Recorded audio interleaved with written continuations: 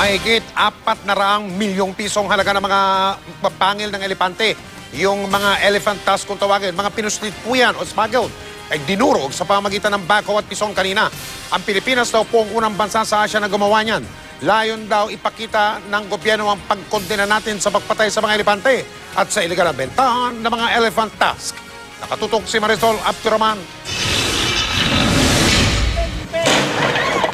Gamit ang backhoe at pison, dinurog ang 5 toneladang elephant tusk na ito sa Department of Environment and Natural Resources o DNR kanina. Galing daw sa iba't ibang lugar sa Africa ang mga nakumpiskang ivory tusk simula pa noong 1996. Ayun lang sa buong Asia na may country na non-range country for elephants at identified din tayo as transit and consumer.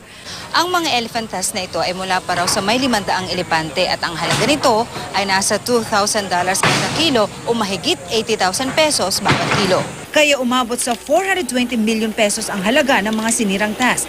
Bagaman mataas ang halaga nito, kailangan daw itong sirain ayon sa DENR. And curtails the risk that the contraband might be stolen and sold in the black market. The Philippines will not be a party to this massacre and refuse to be a conduit to the cycle of killing.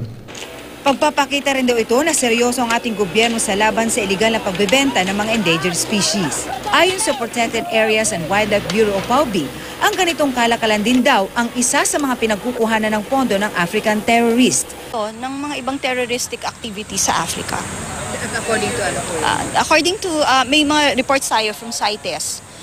This commendable endeavor by the government of Philippines has become a model to be replicated over the world to safeguard the elephant and other endangered species. Susunugin sa krematorium ng Bureau of Animal Industry mga sinirang elephant tusk.